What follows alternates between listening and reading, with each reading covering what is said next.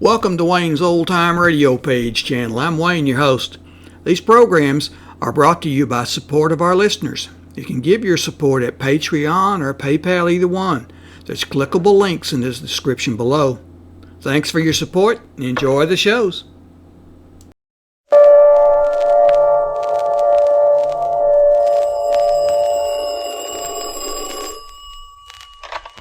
Hello, Yukon 28209. Yes, this is Candy Matson.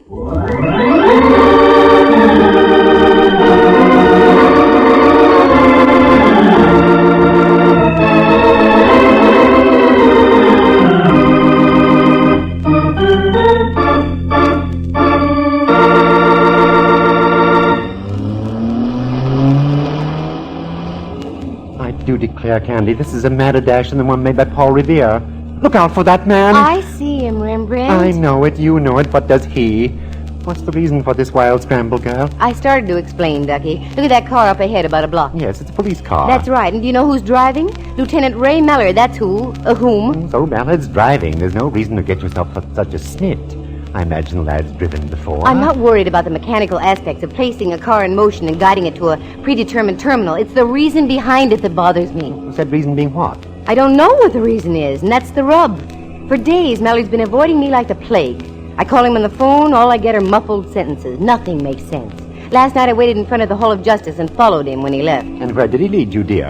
Into a pool room or some such thing? No, pool room I wouldn't have minded. I shoot a pretty good stick of snooker, you know. That's beside the point, Candy. Come now, concentrate. Where did Mallard lead you? To a small hotel on Ellis Street. He met a man in the lobby who was wearing dark glasses. They huddled in a corner and talked for a while. Then Mallard left. I didn't duck back fast enough, and Mallard saw me. Oh, brother, what a bawling out I got. How strange. With that, he got in his car and drove away like frantic. That certainly doesn't sound like Mallard. I called to apologize this morning. He wouldn't even talk to me. And now this.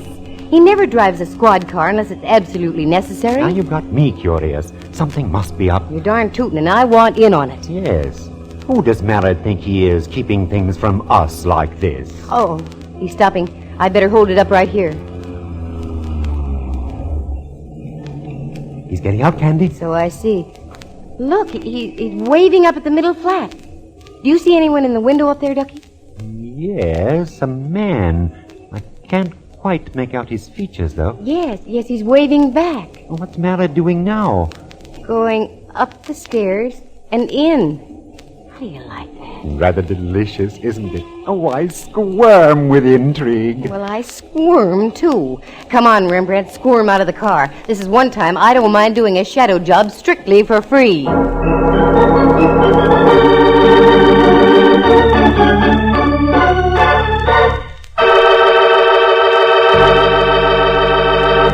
From San Francisco, the National Broadcasting Company presents another yarn in the adventures of that attractive private eye, Candy Matson, Yukon 28209.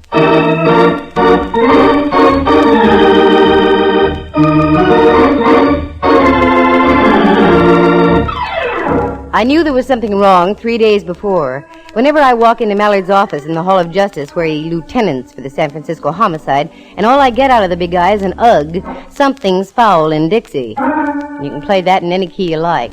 And the ughs kept up, mentally and verbally. Add that situation with Mallard's mysterious friend in the dark glasses, and you've got something. Especially when Lieutenant Boy stops off at an old flat, waves to a gent, the gent waves back, and Mallard goes inside. Now we're all tidy and up to date. We waited for about 20 minutes outside by my car. 2 or 3 other people came and went. Finally, Mallard came out carrying a very small box in his hands. He put it inside his coat pocket. The bulge wouldn't show any more than usual. That's where he keeps his police gun. Then he got in his car and drove off. Rembrandt and I immediately went to work. Object? A social call on our unknown friend in the second-floor window. I must say, Candy, this is most mystifying. That it is, Ducky. In all the years I've known Mallard, I've never seen him act like this before. What are we up to now, Dove? We're going to take a look at the guy Mallard went to see. Find out what he looks like. What sort of a racket he's in. And supposing Mallard hears about it, won't you be even further into the doghouse? Indubitably, faithful old friend. But that's the chance I'll have to take. Here we are. Little flat. This must be one of those babies built before the fire and the quake. Yes, all 1906 conveniences, including a door knocker. Well, give it a blast, Ducky. As you say, this sort of place gives me a galloping case of depressions. Yeah, I know what you mean. All the ghosts of the past half-century. Try it again, Rembrandt. Any harder and the building will slide off its foundations. What is this? You could have heard that last knock out of the Farallones. Maybe he didn't hear you. Anyone in the neighborhood would have heard that knock. I'm going to try the door. Ah, voila. Except that it only moves about 2 inches. Shove on it, dear. My thoughts exactly. It gives a little. Help me, Rembrandt. Very well. Hey, look. Under the door. That's blood. I wouldn't call it ketchup. Come on. Once again and harder. Oh, my word. That's the polite term. This guy's as dead as they come. And look. What, dear? This is the Joe Mallard was talking to in the hotel lobby, even to the dark glasses. I wonder what Mallard will say about this. I was wondering the same thing. Come on, Rembrandt. I don't think I feel very well. That was an understatement. I felt worse than that. But I had to follow through now. Our next step took us down to the Hall of Justice for a little visit with Mallard. He was in. Just beat us back by about 10 minutes. He was still wearing the same scowl he had on the last time I'd spoken to him.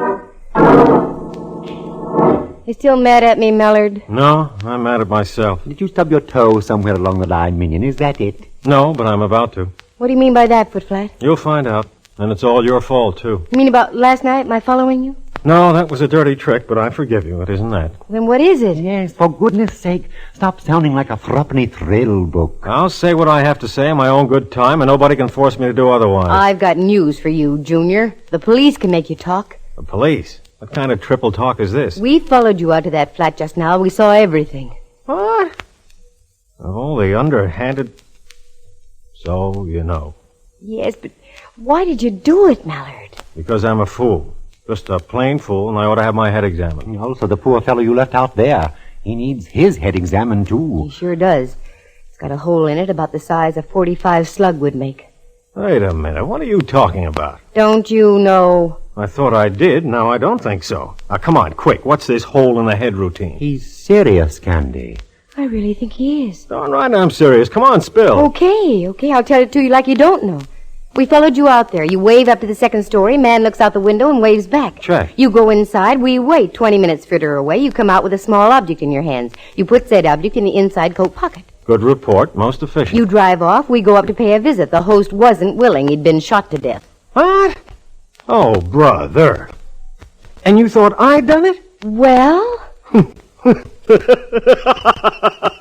Well, really, Mallard, I don't see anything to laugh about. That's because you're not sitting where I am. Oh, Sister Susie, did you get your clues all fouled up? Let's get out of here. We got work to do.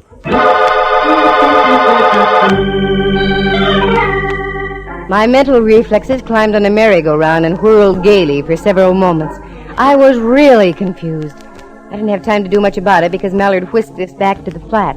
An hour later, the joint had been carefully gone over, photographed, and the body of the poor guy removed to the coroner's office for an autopsy report. It didn't take long to find out that I was right. It had been a .45 that did the dirty work. Rembrandt had to leave, so I went back with Mallard to his office. Still think I had something to do with this thing, Cupcake? Oh, in my heart of hearts, no, but of course not. But, jeepers, look at the facts, Mallard. You come out, we go up. The guy's stiff as a starched shirt. What would you think? The same thing you thought. The time element is what gets me. Not more than 3 minutes had elapsed between the time you left and the time we got up there. I know. I can account for that, I think. But I'm not going to. As a matter of fact, there are several things I could account for, but I'm not going to. Now who's doing the triple talk? I am, deliberately. I'm going to tell you something, Candy. Listen carefully. You're a cute little old snoop.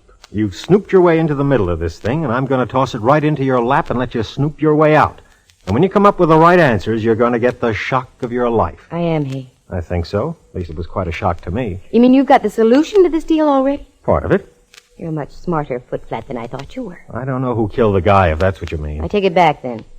And now you really got me all topsy-turvy. Oh, this is working out even better than I thought it would. Okay, Tootsie, you've got the ball. It's all yours. Take it from here. You mean you actually want me to help you on this deal? Sure. Who knows? You might come up with something. Now beat it, will you? I gotta find me a killer.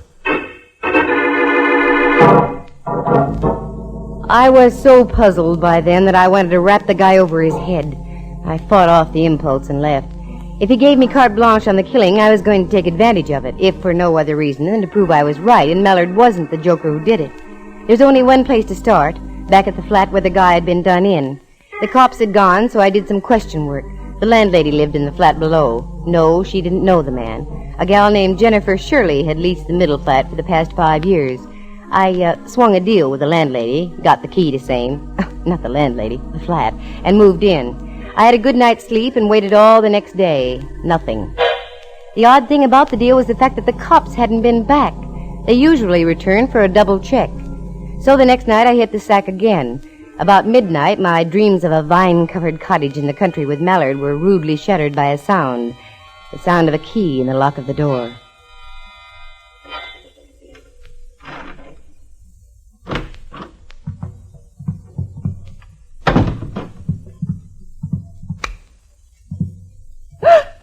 Oh, sorry I frightened you, Jennifer. Take it easy. Everything will be okay. Who are you? Oh, I'm coming to that. Excuse me. You are Jennifer Shirley, aren't you? That's right. Excuse my nightie. If I'd have known you was coming, I'd have gone formal. Just what is all this? And what are you doing in my flat? Where have you been, Jennifer? Seattle? Why? Didn't you read the papers up that way? I was too busy. Know a man named Everett Stone? Of course I do. He's a very good friend of mine. He was up from Los Angeles on business, and I let him use my flat. And now you're here. I don't understand this at all. Look over there, at your front door. Everett Stone was shot to death right on that spot. Everett? Dead? I can't believe it. I'm sorry, it's true. You can prove you were in Seattle, Jennifer. Yes. Here. My plane ticket receipt and the stubs on my luggage. I just got in at the airport less than an hour ago. Just for the record, where did you stay in Seattle? At the Olympic Hotel. We can prove that, too, can we? Of course. Now, wait just a moment. The shock of all this slowed me down for a second or two. Just who are you, and what are you doing here? Simmer down, Jennifer. My name's Matson, Candy Matson. I'm a private investigator. Oh, yes, I've heard of you. I'm trying to find out who knocked off your friend Stone. You got any ideas? Several. So have I.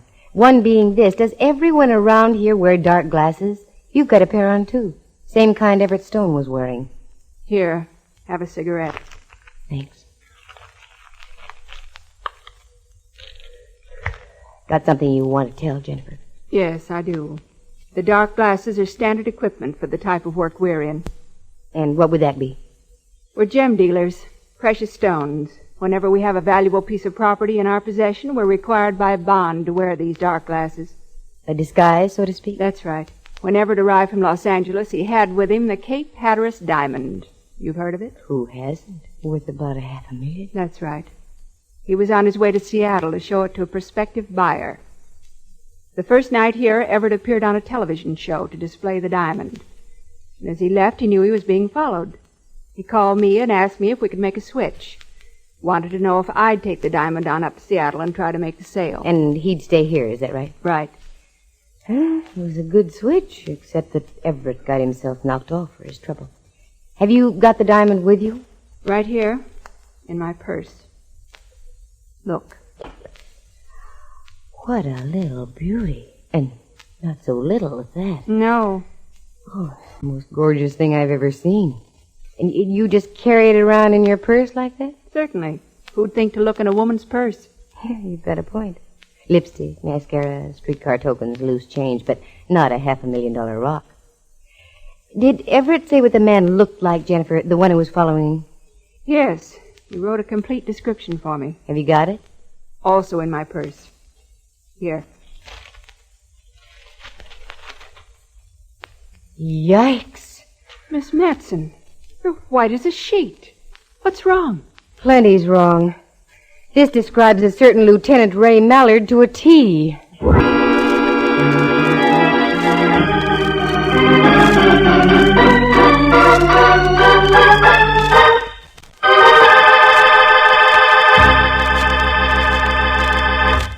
From San Francisco, you are listening to a National Broadcasting Company presentation, Candy Matson, Yukon 28209.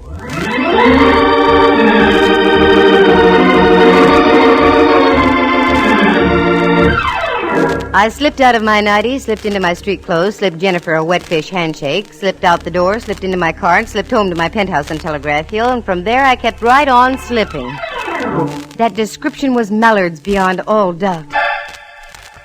What made it worse was the fact that Rembrandt and I had seen Mallard coming out of the flat with a small package that could have been a jewel box.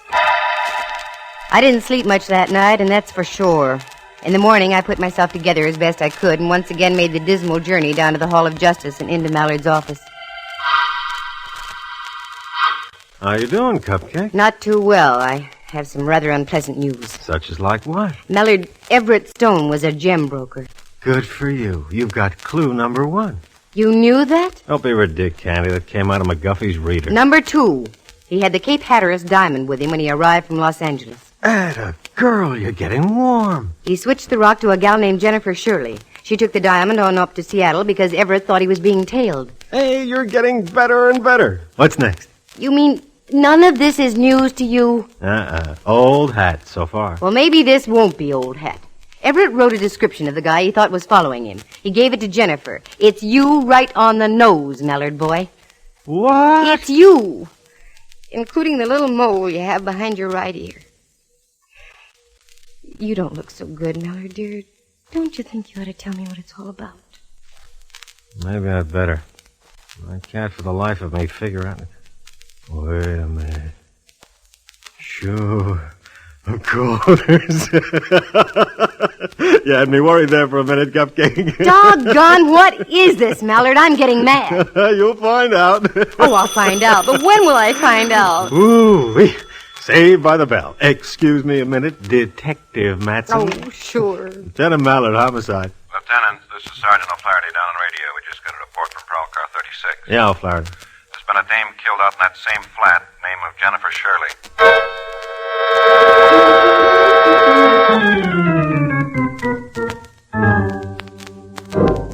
It was then I knew that Mallard was really in the clear.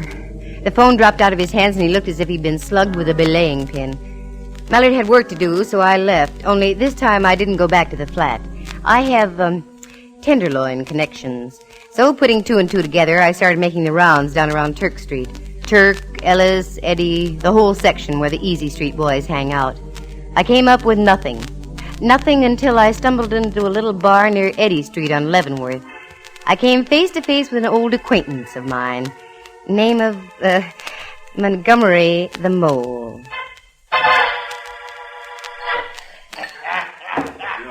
Well, for crying in my beer and making it salty. Look what the height I just washed in. Hiya, Candy. Hiya, Montgomery. I ain't seen you since the night you caught up with me former pal, Willie Cloud. Oh, I'm sorry I had to do that, Montgomery. Oh, I ain't. Hanging'd be too good for that crump bum. A little second-story work ain't too far out of line. I can even swallow a well-executed stick-up. But when it comes to kidnapping and murder, us honest characters draw the line. That's why I'm here, Montgomery. Yeah? There have been 2 killings in the last 4 days. The grapevine must be slipping. I don't hear nothing about no rump-outs. They've been kept quiet for a reason. Just what the reason is, I don't know. Have you heard about any of out-of-town icemen dropping in the last few days? Nah, not a one. Now, look, here's a 20, Montgomery. That's all I've got. I'll send you 20 more first thing in the morning. Is your memory improving? Ooh, just like I never lost it. Well, is there a jewel boy in town? Look right ahead of you up at the bar. Yeah? That's him. If he ain't a hot ice juggler, my name ain't Montgomery. Got in just about 4 days ago. Calls himself Finch. Oh, Montgomery, I loves you. I'm moving over there. Do me a favor. Tip the bartender off. Tell him to keep my drinks well watered. It didn't take long. A guy from out of town gets lonesome. I was sitting at the bar no more than 3 minutes, and we were old friends. He kept the drinks coming, and by closing time, he really had a snoot full. He offered to drive me home, and naturally, I accepted. We got out on the sidewalk, and suddenly he darted back into the tavern. When he returned, he was carrying something in a paper bag. We found his car and climbed in.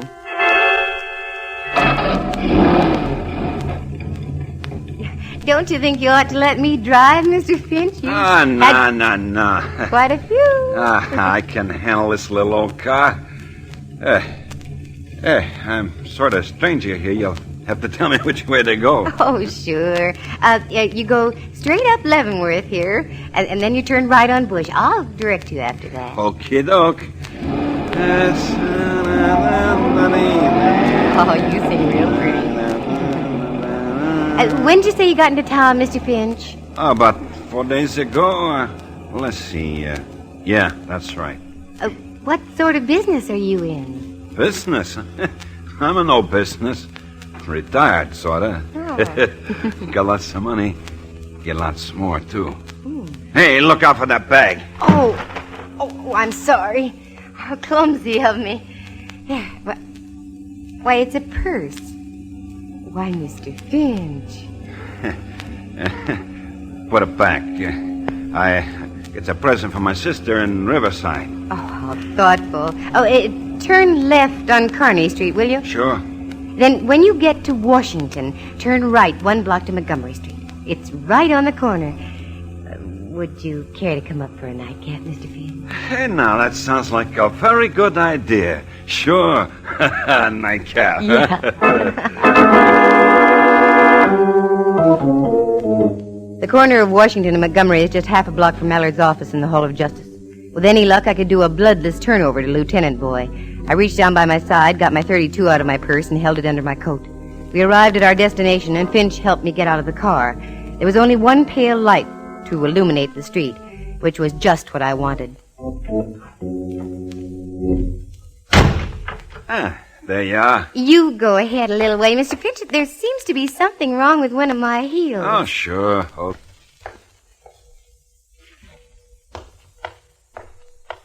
Don't turn around, Mr. Finch. Not if you value your life. This is a gun I've got stuck in your back, and believe me, I know how to use it. Say, what goes on here? I'm almost broke, if that's what you're This after. isn't a stick-up. See that door up the street in that big building? Just keep walking right on into that door.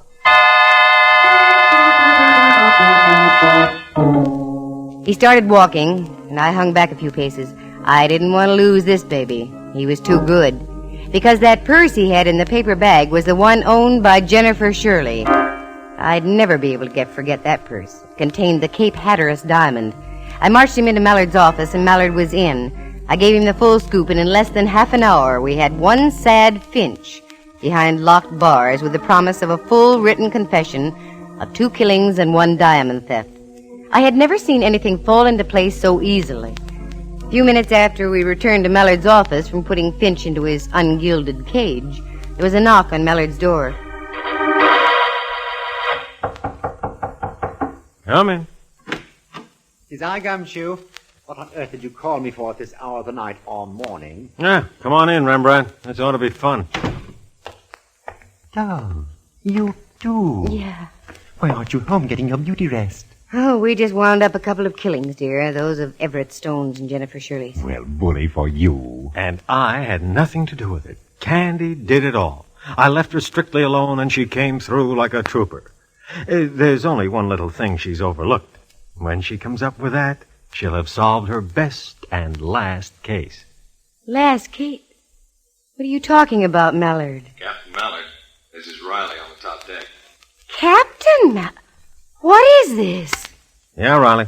We got this Finch joker all booked and fingerprinted.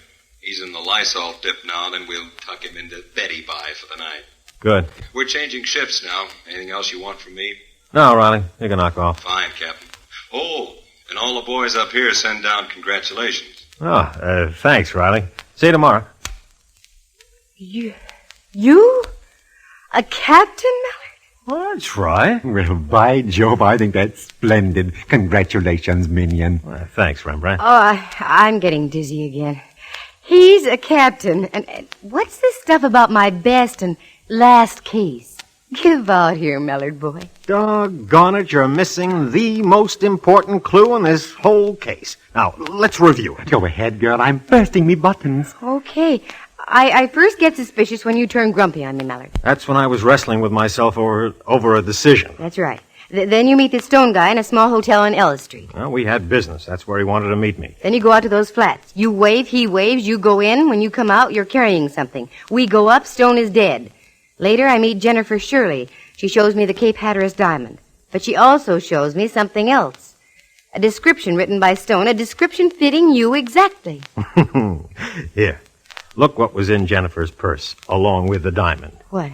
Another description. One that fits Finch. Everett Stone accidentally gave Jennifer the wrong slip of paper, the one that described me. Oh, for Pete's sake. That sure had me worried, Mallard, dear. Isn't there something else that worries you, Cupcake? Yes, there is, darn it, but I can't put my finger on... Wait a minute. That's it. The package. The one you carried down the stairs from that flat. At last, you finally did it, Candy. Here it is, right here. Open it, see for yourself. Okay.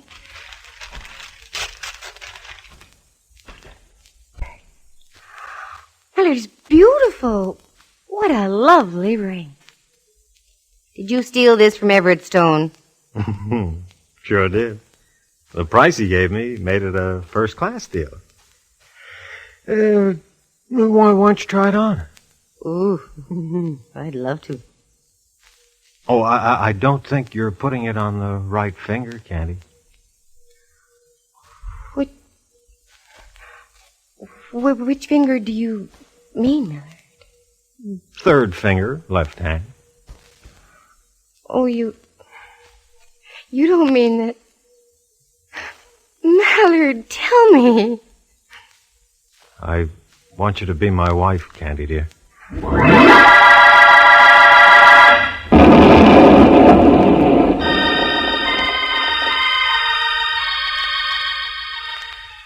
Oh, say it again, will you, Mallard, dear?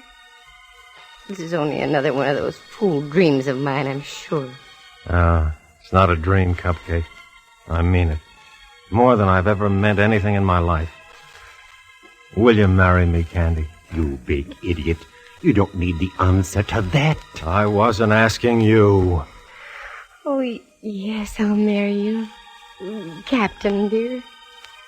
Forever and ever. Do you see now what I meant about this being your best and last case? Oh, yes, but you're wrong. I have another and a bigger case coming up. What's that, you little monkey? Just trying to be an awfully good wife to you. My word. I was wondering. What, Rembrandt? When you're married, how shall I address you? Oh, that's easy. Just Mrs. Captain Mallard. Well, I won't even have to change my initials.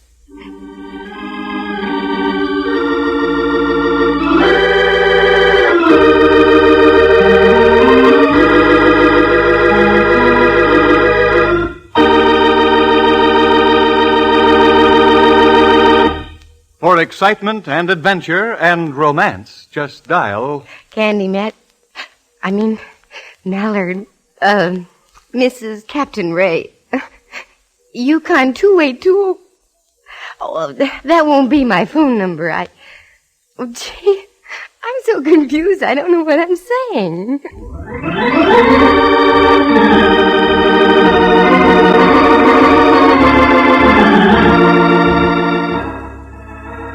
Heard on the program were Jerry Walter as Montgomery the Mole, John Grover as Finch, and Helen Klebe as Jennifer Shirley. Jack Thomas is Rembrandt Watson, and Henry Leff is Captain Ray Mallard.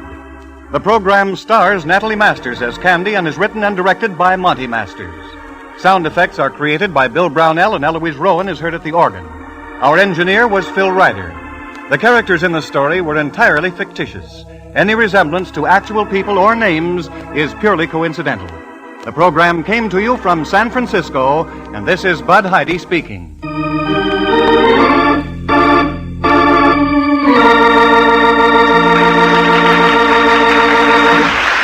This is NBC, the national broadcasting company.